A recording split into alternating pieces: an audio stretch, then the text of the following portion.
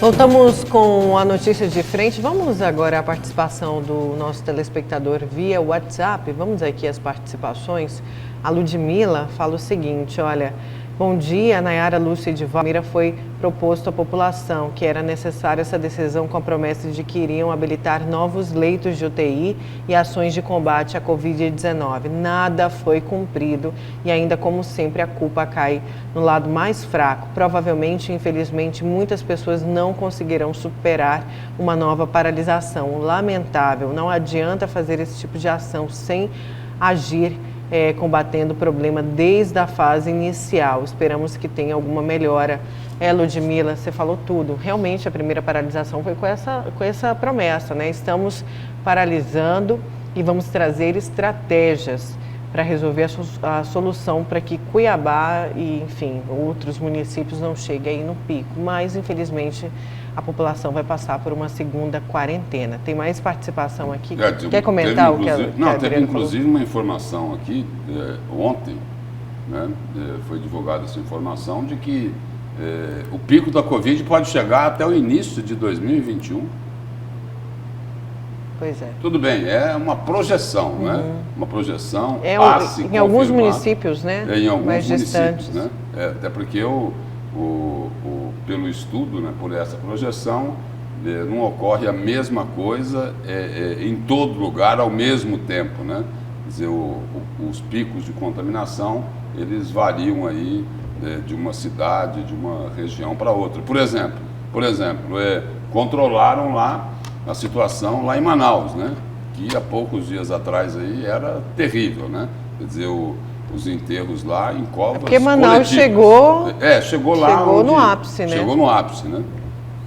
Olha, tem mais participação aqui. Bom dia, eu só gostaria de saber se essa turma aí do governo estadual e municipal que estão contraindo o vírus vai ter o mesmo tratamento que eu e minha família teve. Ir na UPA e o médico receitar dipirona e mandar voltar para casa. E aí o José fala que os ônibus estão lotados, demorando muito para passar. Linha Osmar Cabral. E aí tem uma outra telespectadora que manda aqui pra gente. Olha a foto aqui. Você vê um pouquinho, ó. A foto do transporte foi tirada ontem, não foi isso? Essa linha aí é uma linha de Cuiabá, Várzea Grande. Não, foi hoje, agora de manhã? Essa foto é de hoje já, agora de manhã. E o seguinte, quem mandou essa foto e que estava dentro desse ônibus é uma senhora, uma trabalhadora que está com 8 meses de gravidez. Triste. E o seguinte, ela informou também o seguinte, que no período da tarde a situação é pior do que essa aí. O seguinte, as autoridades aí decreta isso, decreta aquilo, manda fechar, quarentena obrigatória, lockdown, e aí? Não vão colocar para fiscalizar esses ônibus? E aí? Eles vão continuar andando superlotados? Porque é o seguinte, porque grande parte dessa contaminação deve ter ocorrido no transporte coletivo, onde a aglomeração dentro dos veículos é muito grande. Os passageiros andando como sardinha em lata, né? Só que lá é o seguinte, isso daí eles não fiscalizam, né? O juiz pediu aí para aumentar a frota, mas e aí? Vão fiscalizar? E aí? A Polícia Militar não vai fiscalizar a quarentena obrigatória? E aí? Por que é que não vai fiscalizar os ônibus? Se a Secretaria de Mobilidade Urbana não está cumprindo a missão que ela teria que cumprir? Vão permitir que os ônibus continuem andando superlotados, contaminando mais gente, sem ter mais leitos de UTI? Será? Pois é, Edivaldo Ribeiro, vamos aqui com a participação do Edivaldo também. Pessoal aqui mandando mensagem, você viu um pouquinho, né? Pessoal dizendo, passando pela segunda quarentena, também falando do transporte público. E é verdade. O Lúcio tem razão, você analisou aí essa senhora de 8 meses de gravidez, num ônibus superlotado. Onde é que está o hospedeiro do vírus, né? No ser humano. No ser humano, e o ser humano pode transmitir no assento, pode transmitir por tempo limitado na alça do ônibus, uma série de nuances que podem ser propagada. Então, nós temos uma propagação assustadora e o transporte coletivo realmente é o grande vetor de grande parte, né, de percentual altíssimo do vírus que está circulando. O juiz determinou, será que nós vamos ter que ter força policial para poder executar aquilo que é a Organização Mundial de Saúde, a Secretaria de Saúde, o Comitê de Saúde analisou e entregou ao juiz Dr. Lindotti? Será que nós vamos ter que ter força policial? Ou vamos ter que ter o bom senso e o critério do respeito ao próximo? Eu acho que o principal critério nesse momento é do respeito ao próximo. Fazer com o próximo aquilo que gostaria que fizesse comigo ou com alguém da minha família. Esse problema, essa senhora de 8 meses de gravidez, ela trabalha. Ela precisa se autossustentar e sustentar o rebento que está chegando. 8 meses daqui, 3, 4 semanas, vem ao mundo. Vem ao mundo.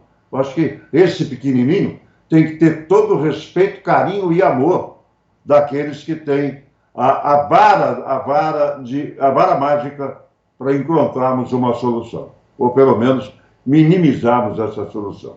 Dignidade, gente. Dignidade. Mesmo, Edivaldo. Lúcio, vamos então para o seu destaque. Meu destaque de hoje é o seguinte, vou falar do presidente Bolsonaro. Eu só queria colocar uma participação antes do seu destaque, que é essa daqui, olha. Uma provocação, é isso? É, tá uma bom, provocação. Vamos lá. Vamos aqui ao WhatsApp. Por isso o tempo mudou em Cuiabá. Lúcio elogiando Bolsonaro. Brincadeira, Lúcio, você é bom, é o Márcio. O pessoal tá rindo lá.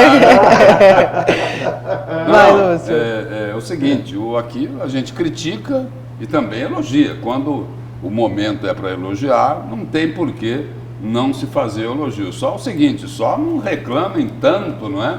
Quando a gente precisar criticar, né? Porque essa é a nossa função aqui. Então é o seguinte, sobre o presidente, o destaque meu se divide em duas partes. Uma sobre o presidente Bolsonaro, outra sobre o governador Mauro Mendes. Começando lá pelo presidente Bolsonaro, que está assumindo nos últimos dias aí uma postura moderada e um tom conciliador. E foi o que se verificou ontem numa cerimônia lá no Palácio do Planalto, onde o presidente da República, né, o ministro José Dias Toffoli, presidente do Supremo, e o presidente também lá do STJ, o ministro João Otávio de Noronha, assinaram lá um termo de integração dos sites das instituições sobre leis e normas legais ao portal de legislação.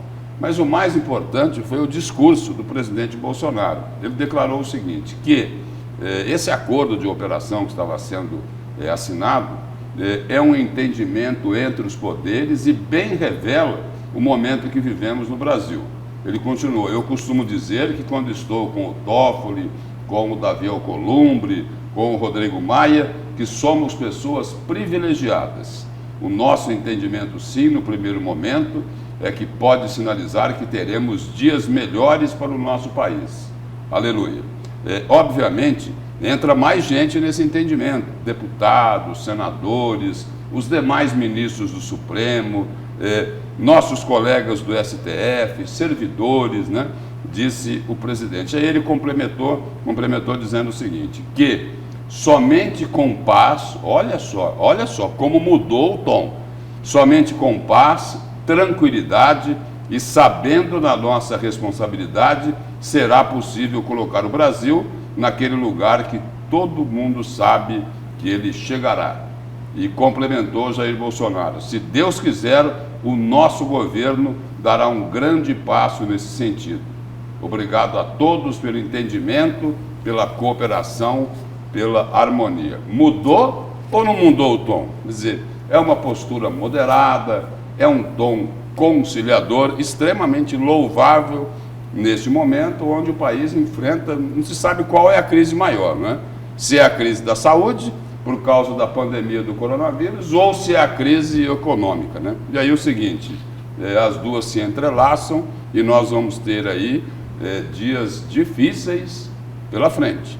o produto interno bruto pode cair nesse ano mais de 9%, que é o conjunto de riquezas aí que o país produz todo ano. Então, a situação é muito difícil, mas essa posição do presidente Jair Bolsonaro é extremamente positiva, acenando para o Supremo Tribunal Federal, acenando para a Câmara dos Deputados, principalmente para o presidente da Câmara, Rodrigo Maia, para o presidente do Supremo, que é o seguinte, que até há poucos dias as relações estavam extremamente atritadas e aí surge uma luz no fim do túnel. Tinha até um vídeo, né, que eu queria saber se tem como a gente pedir, que diz respeito aí a uma postura, né, a uma live lá do presidente Jair Bolsonaro, onde ele prestou uma homenagem, né, às famílias que perderam, né, seus entes queridos para o coronavírus, mas não sei se a gente tem Temos aí? Temos, Ariela? Temos esse vídeo aí.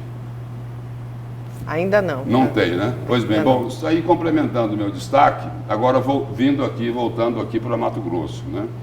O governador Mauro Mendes precisa ouvir, né, os recados que estão sendo enviados a ele, principalmente pelo presidente da Assembleia, que é o seguinte, que é um aliado do Palácio Paiaguás, é um aliado do governador Mauro Mendes. No início da semana, Eduardo Botelho falou o seguinte, sobre aquela história lá dos R$ 1.100 para os professores interinos que estão sem contrato.